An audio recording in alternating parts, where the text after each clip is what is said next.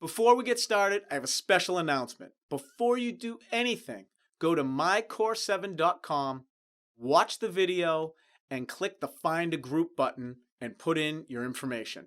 There are exclusive Core 7 networking group leaders all over the country looking for real estate, mortgage, tax, insurance, and financial professionals to fill the exclusive seats in their networking group. These territories and zip codes are exclusive, meaning once they're occupied, they're not available to anyone else. You can start your own group and own the exclusive territory by going to www.mycore7.com and filling out the form. You'll be contacted by Core 7 if the territory requested is available, so don't miss out. Just go to mycore7.com right now and find a networking group for you. And don't forget to subscribe to our YouTube channel below so you can get all of the videos and updates. Shut up and sit down.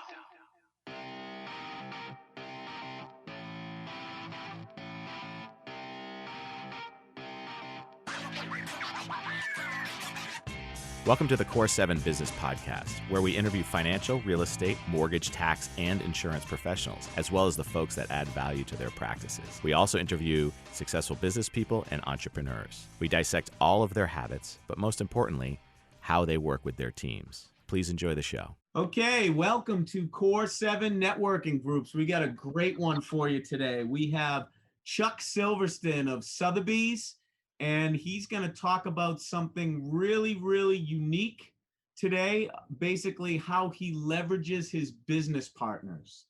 And Chuck, welcome, and always glad to have you on the show. Thanks, Mark. Happy to be here. So just to give the audience an idea of who you are, if they don't already know, tell us about you, your production, and just a little bit about the Chuck team. Sure. I'm one of the partners of Unlimited Sotheby's International Realty. We have offices in Brookline, Mass, Newton, Mass, and Jamaica Plain, which is part of Boston, Massachusetts. The Chuck team, we've been doing real estate, I think 16 years now, since 2005. Wow. And we do between 30 and 40, 42, $43 million a year in volume, representing both buyers and sellers. How many transactions is that roughly? That's roughly 35, 40, 45, somewhere in that range. That's awesome. That's awesome. And now, the topic of this is a little more specific. The topic of this is how you leverage your business partners. Just on a rough guess. I know you probably haven't calculated this. Maybe you have. How much of that production do you think comes from referrals from business partners and stuff like that? Give us a breakdown of a big pie chart of where the Chuck team referrals come from. Well, first of all, about 80% of our business is referral based. We do most of our business from our referrals. And when you try to break down our, what we consider our A plus clients, certainly the pillar of lenders, financial advisors, and all of the Core 7 professionals are a huge part of that. I mean, I can tell you that anecdotally, one year we did 18 closed transactions from our advisors and lender partners. So I would say it's, probably a good 15 to 20% of our business. But you also have to remember that when you think about a referral-based business, it's not just about one business professional referring us one client. If they refer us a client, that client refers us a client, they refer us a client. So the tree really grows on and branches out. So I would say that when you look at all of our key referral sources, it's an important part of our business. Right. So basically what you're saying is like a realtor-lender relationship, the longer you work together, the more referrals you're going to get because you're going to be building those trees of clients that come from each other. Absolutely. Again, we look at referrals as a two-way street. It's not just about us referring the lender to the client. It's about the lender, A, doing a really good job for the client, B, referring us back for what we call relationship opportunities. I think a lot of people misconstrue referrals where they think that the only referral somebody is looking for is referring us a buyer or seller. Now, obviously, we'd love that, and that's terrific when you refer us a buyer or seller, or especially somebody who's doing both, which is really where our expertise lies. But it's a matter of adding relationships to our database, and how can we help you and help you as our partner look good. So any referral that comes in, for example, you often have refinance opportunities for your business and as on the lending side. And I want to be able to, as your business partner, be able to help you evaluate, do an equity analysis, what's the property worth in today's market, really to help you figure out whether you should proceed on the refi or not. So, and that person that we help, we're not doing a transaction for, we're not getting compensated, but we're putting them in our database. We're now their real estate referral source themselves, and that's just a way to keep building our business and having our database grow. Well, that is so true. And back in the 2008 market, which I think where we cultivated to have some of those really big years on the referral side, that was big because the appraisals weren't always coming in like they are nowadays. There were some people who were could get lower rates, but the value wasn't there. So that's kind of how it started, where I was able to introduce you to a lot of people that you had never spoke with. You did a equity assessment to give them an idea that if they should even try to refinance, if the value was going to be where it would be, where it would be beneficial. And that added up to so many future referrals that maybe took a year or two to come around for you, because the market went up so much that those same people wanted to sell within 2 to 5 years. Absolutely. And again, you never know what's going to come out of doing these equity assessments.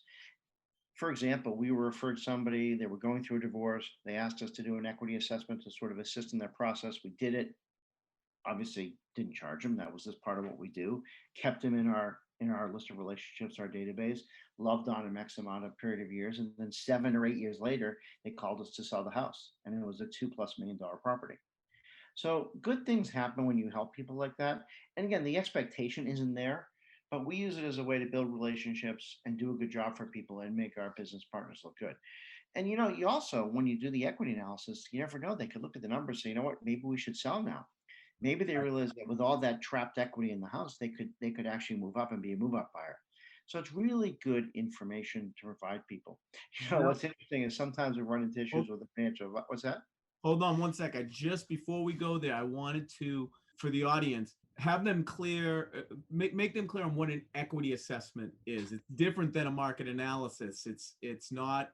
Please explain so everyone will know what we call an equity assessment.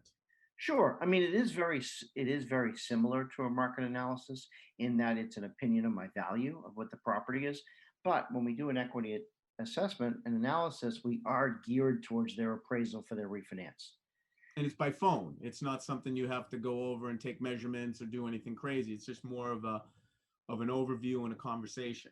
Yeah, what I want to find out is what work or improvements they've done to the property since they bought it, and that I can give a rough price analysis and an assessment of what it is at that time.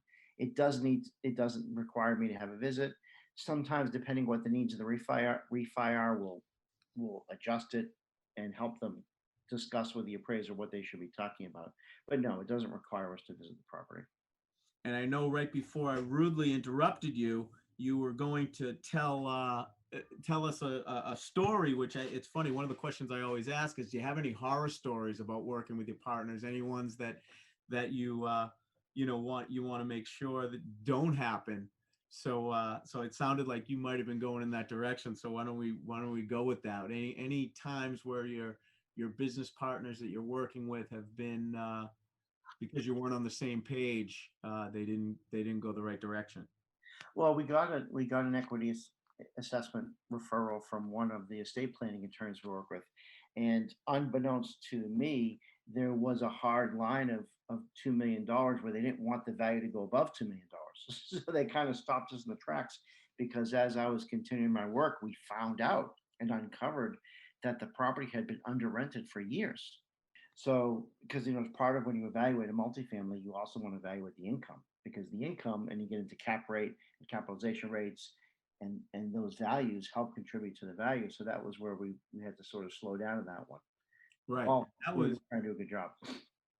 and that triggered us to be a little closer with the estate planning attorney, because that's where we came out with the, because we talk about all the referrals you get from estate planning attorneys when people are looking to sell, where you may want to know the price of something, and we were wondering why they didn't refer so much, and that's when we found out is, oh, we just have two thresholds. Is it over this number or under this number, so we can make a good guess, and they totally take away the value that a good realtor could give in that situation where the rents were under, it was under rented, there was a lot of problems there. It's one of the things that helped with the estate planning relationships that you have. Yeah, and it brings us to another opportunity for us to help make our partners look good. Another estate planning attorney, we were actually having a conversation. We do these synergy sessions and these meetings to sort of talk about the clients and how we can help each other and create our accountability levels. And they were struggling to refer the partners. And that's why we said, listen, stop trying to refer the deal, just refer the relationship and refer how we can be helpful. And so then we referred another multifamily, and they were going through renovation options, and they were just about to spend $30,000 or $40,000 on windows. And so, well, let me get in there and evaluate that to see whether it makes sense. Well, it didn't, and so they didn't spend the $30,000 or $40,000 on windows because it wasn't going to give them the return. So that's another thing that it's really important for people to understand as we're going, as you're working with your partners, is it's not always about referring deals.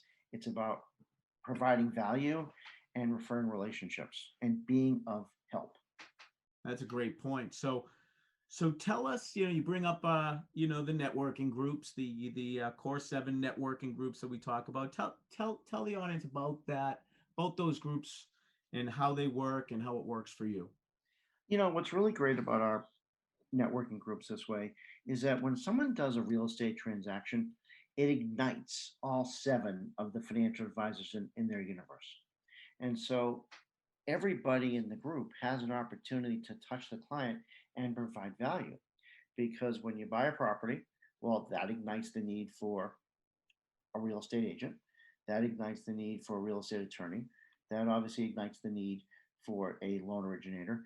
That ignites the need for a financial advisor because we want to make sure that the purchase fits into their overall financial plan. And that gets into once you own a piece of property, you should have an estate plan. You need a CPA to make sure your tax scenario is set up. And you need a property and casualty person to make sure you have homeowners insurance and the right insurance. And everything needs to be integrated together. And so everybody working together to help the client will end up in a terrific place. Because what you don't want to see happen is you don't want to see somebody buy a property, then not have enough life insurance if something happens to them, not have enough property and casualty insurance in cases of fire or something like that, and make sure that everything is aligned to make sure the client is taken care of well into the future. Absolutely. And just to clarify on that, when the realtor is working with a client, that's typically the time when a client doesn't have any of the other professionals, because buying a home is typically the first investment that people make, and it triggers so many other opportunities that need to be addressed, and I mean that's critical to make that handoff, but also, and I know you're always thinking of the benefit of the client, as am I, but in a slightly selfish reason, we want to make sure that they talk to the rest of our team, because how many times as a young couple will buy a property, they will close on the property, and then within a few short years they have their first child, and then boom, that triggers, oh my God, I need life insurance just in case something happens to me, and they go find a financial advisor that doesn't know us. And I mean, there's the risk of not having the right plan based on the original real estate plan, but there's also the risk on that advisor eventually introducing them to their real estate team in the future for refinancing or investment purchases. And it's just good to have the whole team on the same page. Can you talk a little about that? Yeah, absolutely. It's really important to keep the referral tree together, and you never want to break the tree or break the chain that way, because the thing is that when we get involved in a transaction and get involved in helping people buy a home, We're getting into everything else. Everybody is aligned in terms of what the mission is and what the financial goals are. When you go outside of that circle, they don't really understand. They don't really know why we've done certain things, and then they could try to undo it or unwind it. So it's really important to kind of understand the core of what the client's goals are, both short, medium, and range goals. So that's why it's so important for the core seven group to continually work together to better take care of the client. And that means annual reviews once a year. We'll do annual reviews once a year because we want to figure out, what the value of the real estate is. Do they have enough insurance? Do they need to talk to an advisor? Do they need a CPA? We want to continue staying in touch with our clients to make sure that we're serving them through the years. No, that's great stuff. I mean, we've been in situations where they had worked with someone else and we've been like, hey, leave them with their current loan officer because they're happy with them. Let's just make sure we do what's right for the client. So I totally get, the philosophy on that. Well, that's exactly right, Mark, is that we also can be advocates and provide advocacy. And that means we're just here to help, here to make the business partner look good. I mean, there's been multiple times I've asked a lender to come in just for a second set of eyes. And the lender will come in and say, okay, you know what, this situation's fine, it makes sense. Or they'll find something that doesn't make sense. As you know, Core 7 specializes in forming networking groups and creating content designed for only the Core 7 professionals. So who are they? The realtor, the mortgage originator, the real estate closing agent, the financial advisor, the estate planning attorney, the accountant, and the property and casualty insurance agent. Core 7 has also created specialized courses and ebooks designed to help these professionals generate referrals and add value to their clients. Here are some examples of the content that we offer. We offer the unique sales processes of the Core 7 mortgage originator, the Core 7 financial advisor, and the Core 7 real estate agent. These courses show the step-by-step process of each of these professionals from when a referral comes in all the way to the annual review. We have also created the 30-day mortgage jumpstart. This shows a mortgage originator the exact steps they need to do in the first 30 days as they are ramping up their mortgage business. Next is the course on how to obtain corporate accounts through Lunch and Learns. Now, this is a great way to get in front of your consumer first, while also adding value to the company they work for. There are also various ebooks that give you all the scripts, processes, and much more. So go to mycore7.com, click on courses in the menu bar, and check it out. We give you everything you need. And in the meantime, generate referrals, add value to your partners, and make a difference in the lives of your clients. So let me ask you this. So you're working with financial advisors, you're working with PPC, you're working with estate planning. Talk a little bit about what you do when you interview one of these people. If a realtor wants to expand on leveraging their business partners and stuff, how do you know you're working with a good one? Well, I think that's a really good question. I think that you're working with a good one when they don't need the deal, they just want the relationship. And when you have someone in your group or you're interviewing somebody for your group and they're so focused on getting closed transactions that that's not really what you're looking for. Because you always want to make sure that everybody in the group is given the proper advice that's in the client's best interest.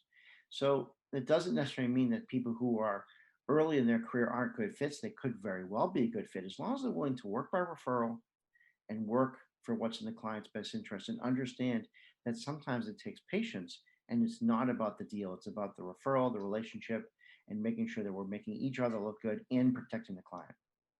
No, that's great. I agree. Tell us a little bit when you're talking to your partners and your presentation. What are some of the things you want tactically? Like what are the questions, the critical points in the process where you want these financial advisors and these other professionals to be, doing the critical steps, as we call the cross-sell points from you and from them going back, because the big thing that we always talk about is making the crossover from real estate to financial and from financial back to real estate so everybody's on the same page. Talk a little about how you educate your financial advisors and your partners to what you're looking for, and how you educate them on what you're going to do as their real estate agent for their clients. Yeah, absolutely. And that's really important. Setting expectations is key in this process. And everybody has a role to play in that. So it's also about timing. So for example, when we're meeting a new buyer and we do our buyer strategy meeting, we touch on the financial advisor and we talk about the role that financial advisors play in the process. And we sort of set that up in terms of setting the table for it because we know that the lender, when they do their consultation after they reviewed all the financial documents, which don't remember as a realtor, we don't do that. We ask some basic questions, we get some general information. We know enough about this stuff to be dangerous, but we'll tee up the lender to refer the financial advisor. And at that point, that's when the referral really will stick because I will tell them about it in my meeting. Then the lender will get into it once they're looking at all the documents, looking at tax returns, looking at pay stubs. It becomes much more present at that point to have the advisor referred. What we Yes. want the advisor to understand is, first of all, listen, if we're helping somebody buy a home to live in, then fundamentally we believe in real estate. Clearly, that's our business. So we need the financial advisor to believe in real estate too.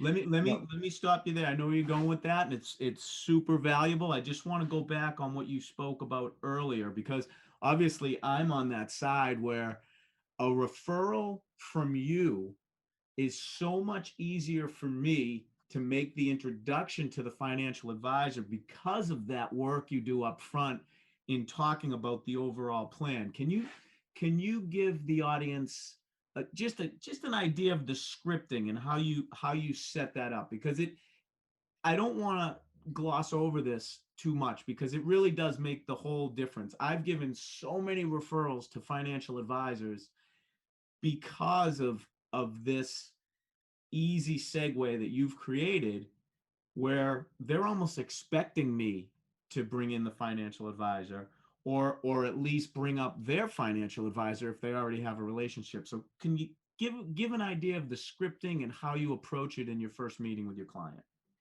sure. So when we get into a meeting with a client, we talk about the timeline to buying real estate. And we do that in two sections, one before the offer and two after the offer. And in the section before the offer, we talk about the planning. And we show a whole chart. And in that chart, we talk about you want to talk to the lender to get pre-approved, to get a general sense of price range. We want to talk to the financial advisor because when you look at this process, the loan officer's job is to take the income, subtract out all the expenses in the credit report, and using ratios come up with an approval range. What the financial advisor's job is to get into Starbucks and travel and clothes and entertainment and all sorts of things like that. So that's why it's so important to integrate those two things in the process because the loan officer isn't going to know those things. I mean, they'll talk about them based on the ratios. So we want to find within the ratios. And here's where it's really important because we, as the realtor, we need to know what the highest amount they're approved for. Doesn't mean they're going to spend that. The financial advisor takes that wide ribbon and kind of hone ins on a certain area. Now, there are our loan officers, because they take the mortgage planning approach, do a lot of that honing in and get very conservative. But the financial advisor can overlay themselves in the process. And here's what's really great is that the loan officer can easily click over the documents to the advisor. So everybody's working on the same page and everybody's working with the same information. So in the process, we explain the difference between the advisor and the loan officer, and we explain the difference in what they do. Now, if we're meeting a client and they're probably a year out from buying, we may ship them to the financial advisor first before the loan officer, but in most cases, we want to stay in the proper sequence.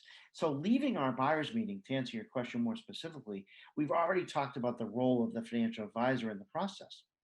And the other thing that we do, and we just as an aside with the financial advisors, they know that this is an ongoing client for life relationship. So after we help them buy the property, the loan is done, the advisor comes in and makes sure it's all packaged right. 6 to 12 to 18 months down the road, if they do a refinance and the loan officer can save them $200, we want the advisor to take that $200 and put it back into their financial plan. So this is why it's so important to have everybody at the same time talking and developing these relationships because it's about how we can take care of the client. but we do a lot of coverage of what the advisor's role in the process is during the process. Now, I want to kind of segue a little bit is when somebody is buying real estate, it really comes down to three things: price, location, style, and condition. And as we're going through this process, it's not static. The pre-approval is done, but as the shopping for properties commences, they may decide, you know what, we want to be in this location versus that location. All right, so let me kind of segue into the process a little bit. In that, when somebody's buying a home, there's three really main components: price, location, style, and condition. And the interrelation of those three things is really the key to the search. But as we're going searching for houses, those things are going to change. And often in the process, we may need to realize they may need to spend at a higher price point than they contemplated. And this is where we bring the loan officer and the financial advisor back in to the process to look at these things, because you have to remember that because all three of these things are interrelated. For example, let's say that because of a price range, we need to go further out the location. Well, that may trigger the need for a second car. So you see how all these things put together. So I need the advisors at the table so we can help the client make a really good decision. That's great. That's great stuff. Now here's the part that I think is really the piece that all the real estate agents that are listening to this call really need to get, because this is where I think you have changed the game. Let's talk about, so you're generating some really strong buyers. You're delivering them to the Core 7 loan officer, who is gathering all documentation and really making the right introduction to the financial advisor each and every time. The loan officer and your real estate attorney is making these introductions. So these advisors are really, really benefiting on the clients that you're producing, because your team, your originator and your real estate attorney, are introducing them to the financial advisor at different points, to go over cash flow, at the closing, 3 months after, and on their annual reviews. Tell us the unique thing for that value, what your great financial advisor partners do for you in order to give business back. So providing referrals from financial advisor to real estate agent.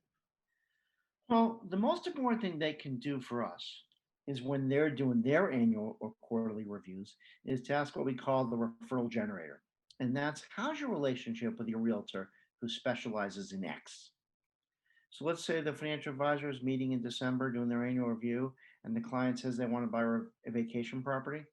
Well, the advisor then is supposed to say, well, how's your relationship with your realtor who specializes in second homes? Or if they're talking about buying investment property, how is your relationship with your realtor who specializes in investment property? And by that referral generator, you're igniting the entire team again.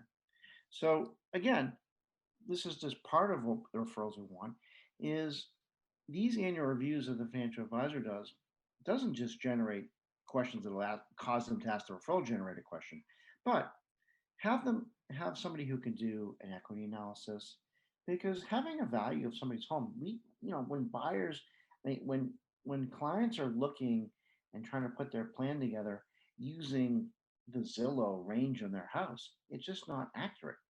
Zillow pricing online is accurate 30% of the time within 15% of the sales price. So having us be able to come in to give somebody an appropriate equity analysis or help them do real estate planning for 2, 3, 4, 5, 6 years down the road, that's really where we expect the value from our financial advisor partners to bring us into this. So you got to remember that when you look at referrals in general, is the realtor and loan officer and real estate attorney, we always are working together. That's true. And the other side of that, like we call the pinball, if you look at the top of the pinball machine, the financial advisor, the CPA, the estate planning attorney, they're the ones who are always working together. So bridging those two groups is really critical to providing good value and good service for your clients. Absolutely. And you just touched on what I think is the most valuable, because it's the realtors need to know that if they're working with a financial advisor who is really looking out to try to follow the system that we've created, they're going to ask when they get to that section, because when financial advisors are meeting with clients, they should be, in my opinion, they should be calculating the net worth of the client each and every time. because that's the scoreboard. And real estate's a key part of that financial, net worth. So by saying Zillow's not always accurate, how's your relationship with your real estate agent who specializes in equity assessments? If they don't have a realtor, it's a very easy introduction. Well, I'm going to have Chuck give you a call. He's going to ask you just a few questions about your property so that, we can get an idea, so we're a little bit more exact. Would that be okay? And if they say okay, it's an easy introduction. And I mean, like you said, you got 18 pieces of business from the team one year that closed. I mean, that's a nice chunk of business that, is just pretty systematic in the way that you do it. Absolutely. It's really important. Again, you're looking to refer relationships and refer need, not necessarily transactions. Oh, that's great. So you get some success stories for us? Anything we can go over? I know it's kind of a turnkey thing where sometimes, we start with a first-time home buyer, and by the time the process is over, they have a whole team. But any that you can think of offhand that really jump out to you as a success story on how leveraging your network has been important to you. Yeah, I think that, here's one that comes to mind is, in a very challenging market, not like it is today. In fact, one of our advisors referred a family member to us, and they had a very complicated situation where they needed to sell a property um, in a very rural part of the state and relocate across the state somewhere else. And there was a lot of moving parts to it. And so, what we had to do was really engage the entire team because the price points were changing. Getting one under agreement was tricky. Getting the new one done was tricky. The buyer on the sale had one of those FDA farm loans. It was just a very complicated transaction, and having the entire group work together to make it smooth really was one of our success stories. I think another really good success story was we had a client who needed to purchase a property, had some issue with the financing. We had to work to leverage private financing and just put the entire team's group think together to sort of come up with a way to kind of navigate it and see it through. The other side of the coin is we had a client who wanted to buy a property, and an advisor said, yeah, they shouldn't buy a property because they were spending money on shoes and clothes and things like that, and they ended up not buying a property. And we think that subsequently that cost them multiple hundreds of $1,000s of lost equity on that. So it I, cuts both ways. I remember that they found a property like 3 years later, and the market had gone up like 150% or something like that. That's right. Oh, that's great stuff, Chuck. So I want to end with a question like, just tell me, what would you recommend to a new realtor or even a seasoned realtor that wanted to expand on this niche with how you work with financial advisors, estate planning attorneys, and insurance people, and even your mortgage person. How would you recommend that they approach these people and get started? Well, I think that what you want to do is you want to really understand the other person's business and what their needs are. And so that means you want to have frequent meetings with your lender partner, whether that's coffee, Zoom, or whatnot, because, and I'll give you a great example of that. I had a meeting with our lender once, and this was a time when an FHA loan program, which our buyer client needed, the guidelines were changing, and they would change. This the meeting we had was mid September, and the guidelines were changing. And it wasn't just that you had to have the property under agreement; you had to have the property closed by October 31st. And so this was just a routine, regular meeting where we're kind of going through our list of clients we're working on. Hey, this is what we're doing with this person, just really catching up. And part of having that coffee meeting was, oh my God, the FHA program is going to change. We got to get this search into high gear. So we got the property under agreement and got them closed by October 31st. So the moral of that story is you want to have frequent meetings with your partners, both lender partners, financial advisor partners, to understand their business a little bit more, understand how they work. And that's really important because there's one principle we have with our partners, and that's the secret service principle. Yeah. And and here's a great example of that is we had a client who 10 days before closing went and closed some credit card accounts. And the problem with that is when you close a credit card account, you change your credit score. It goes down. And again, this podcast doesn't have time to go into all of those reasons for that, but it did. And they started railing against the loan officer. And I said, well, when they sent you their do's and don'ts, did you go through it? Like, what do you mean? I said, well, they sent you a do's and don'ts. And on the do's and don'ts list was don't close credit accounts. And so I wasn't trying to, be difficult with the client. I was simply trying to give them some feedback that, hey, listen, the lender did their job. You didn't pay attention to that. So I kind of had the loan officers back, and not in a bad way, but in a realistic way. And Well, but so part you knew the process for your partner. You right, knew that there was a place where they send out what not to do during the loan process. that's right. And the only way you'll know the process is if you're having frequent meetings to understand and show interest in the process. So I would say, and this doesn't just go for new agents or new loan officers or new this or new that, but take the word new and put it into new relationships. Is you want to sort of learn what they're doing. And if you want to establish good relationships with other partners, one is understand what how their business works, what their process is.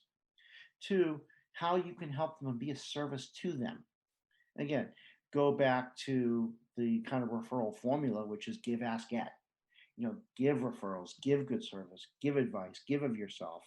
And so when you go to seek partnerships, be open to A, getting information, and B, giving in terms of of yourself and the relationship. And so I think that someone who's new to the business, the first thing they should do is start establishing this pillar of relationships within the core seven. That's And great. And so last question, where would you suggest they meet them? Like if you were Chuck Silverston from Brookline and for some reason you had to move to somewhere in California and you had to get your real estate business going right away, how would you meet these professionals? What would be the way that you might start your team right away? well, the first thing you can do is you can go to mycore7.com and go to find a group. So that's the easiest, fastest way to go. But secondary to that is, there's all sorts of networking out there. And you're going to meet people here and there. There are companies out there that are name brands that you can go reach out to, door knock, walk in with your business card. Hey, my name is John Smith, and I'm with Sotheby's, California, and I just want to meet some advisors. And I promise you, you'll meet people that way. And being open to meeting people. And so there's the other thing to do is you get a referral. People who you meet. Who's your financial advisor? And that's again the best way is when you meet. If you got to do your taxes, they ask your accountant, "Hey, I want to meet a financial advisor. Who can you introduce me to?" So again, don't. It's not about giving referrals. It's asking for referrals as well. Yeah. How's your relationship with your financial advisor who specializes in working with realtors? Right. There you go. All right. In closing, what's next for the Chuck Silverston team, and how can people reach you? Well, they can reach me by email at chuck@chuckteam.com. That's CHUCK@CHUCKTEAM.com. And we're Awesome. looking forward to a very busy 2021 season. This is going to be a real estate market that is going to be busy from start to finish. I love it. I love it. Your word, your lips to God's ears. All right, brother. We will have you on again, and as usual, I thank you. Thanks, Mark. Good to hear from you. Thank you for staying with us to the end. Before you shut down, I just want to remind you again to subscribe below to our channel and go to mycore7.com and click Find a Group. As we said earlier, Core 7 has created groups all over the country, and the group leaders are looking for members. If you want to start your own group, you can also do that by going to mycore7.com and clicking Start a Group. If that territory is available, Core 7 will reach out to you. Remember, Core 7 territories are exclusive. Once a zip code or territory is taken, that's it. They're no longer available unless approved by the leader. So go there now and find a great networking group for you. And don't forget to subscribe to our YouTube channel below so you can get all of the videos and updates.